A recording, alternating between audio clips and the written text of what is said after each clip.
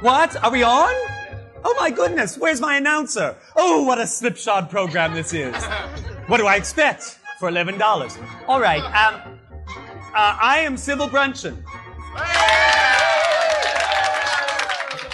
And kill the music. All right, let's go on with our recipe. It's lovely seeing you after last week. We're still in the studio and we're getting ready to do Gelatin Supreese. My God, I don't know what month it is now. It must be December 31st or something. So you'll have to have saved your cicadas and made preserves out of them or something back in June so that they would have lasted this time. Because, of course, if you eat cicadas that are that old, it'd be like eating bon vivant vichyssoise. Get a very bad tummy ache and fall down and have spots in front of your eyes. Now, I will use this mixing bowl. What's in there? All right, and it's been sitting there for weeks. Thank you, Jeff Bixby. Jeff Bixby is our continuity director. Yes, he's trying to make you believe that it's really December. And why am I making Jell-O? My servants are on vacation, and a month of vacation, and I am alone in my kitchen. I'm alone in my kitchen. Them. All right, now, whenever Jell-O falls on the counter, just sweep it on the floor. It's a wonderful carpet cleaner. All right, now, we empty the packet and just throw these things anywhere because our servants pick them up. That's what they're there for. That's what they were born for. And they know it. All right, now, we take Jell-O, and yellow is such a jaune color, isn't it? Oh, I banged it on my ruby. Oh, I hope I didn't lose anything in there. And we get some water. We don't have any water. Well, for fine Jell-O, we use champagne, which is quite festive, don't you think? This is quite lovely. Champagne, and we should heat the champagne up for the first amount, right? Because it has to melt the Jell-O. And we mix it with a spoon. Is that what that is? Is this a spoon? It's wooden, though. The only spoons I'm used to are sterling. This can't be a spoon. All right. But in the kitchen, we mustn't look flustered in front of our servants. Our servants look to us for direction and guidance. We must face a challenge like this, bite our lip. We must pick up the first thing that looks like we could mix with it. No, Victorine, I don't need any help. I am a lady of quality. I can mix my own Jell-O. Now, let's see. This ought to do nicely. I'm fine, darling, fine. And we mix the Jell-O. Actually, this was taken from the Inquisition Museum. This is what the Bible belters use on their people that they want to convert. Now, do you love your Jesus? You love Jesus wants you to love him. You're screaming real loud, but I don't hear you saying the words, I love Jesus. This is what they were waving at the gay rally. Did you notice those Bible belters? They were waving these saying, Jesus wants to love you! It was really frightening. No wonder the gay people were all running in the other direction. My goodness, Buddhists, Hindus, Jews, everyone would run in the other direction from that. All right, we've stirred our Jell-O, and now, of course, comes the pièce de résistance. Okay, now, when we are doing a recipe like this, so often people of the aristocracy can't bear it.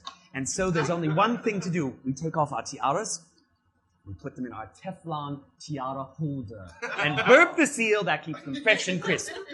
So often, when we're doing a recipe like this, we don't want to look at what we have to look at.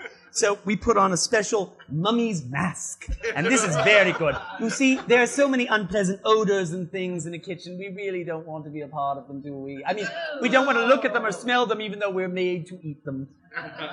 Reminds me of my mother all of a sudden. And we need this for this part of the recipe. Now, does anyone know what this is? It is a cicada mask. It is to keep you from cicadas which may jump at you suddenly. You think they've all been put to sleep by your local taxidermist, but no, they're surprising us. Back off from me, please. Not too close, Mr. Cameraman. Now speak up, Blake. Blake, and it's your birthday today, isn't it? Your 21st birthday. Well, we're going to make this for your birthday, and you're going to have a big slice. All right, now. Here are the cicadas. We have determined that they are not alive. Now, we must cover ourselves from the unwholesomeness of having to do what we have to do.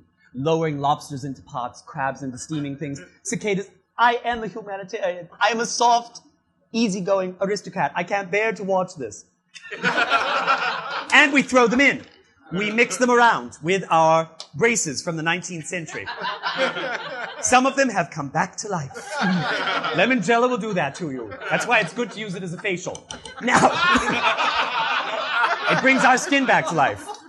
And if you have a face like a cicada, like Hurricane, for instance, lemon Jello will definitely bring you back. We pour the lemon Jello with cicadas into the mold. And we're going to take a station break. Out of there, you little critter. We're going to take a station break, and we'll be right back to show you the finished product. Come right back, please, darlings. Are we back? We're rolling? Oh, good. All right. Yes, that's me, Sybil Bruncheon. What was that commercial for? Trojans or something? Whatever. All right, now, darlings, we put our recipe in the refrigerator. Oh, how exciting. And we chill it overnight, and we are about to demold our Gelatin Supreese. Let's say that in the studio audience. Gelatin Supreese. And what is the surprise in our gelatine? Cicada. No, le sacacadage. Le sacacadage. Why cacacadage? Because it looks like caca. We tap the mold very lightly. See, Wences. See? Oh, Johnny, shall we eat the dessert? No, please, don't force me. You're late. No one remembers Senior Wences. Cut that from the tape. All right, and we lift it up, and there is our cicada surprise. Now, if I move it, there we go. Look, do you see the cicadas? There, can you see it? Yes, you can see it.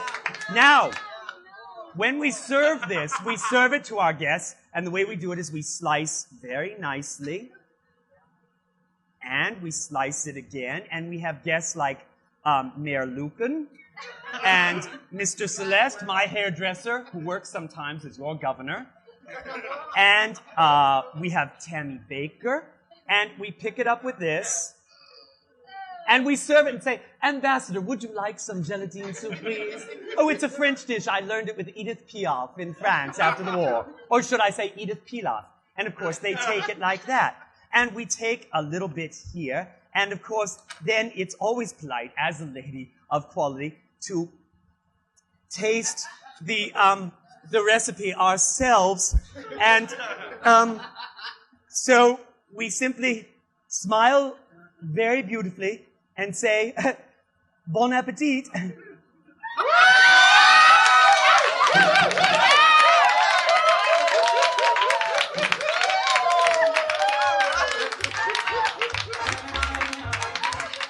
I love you, Cincinnati.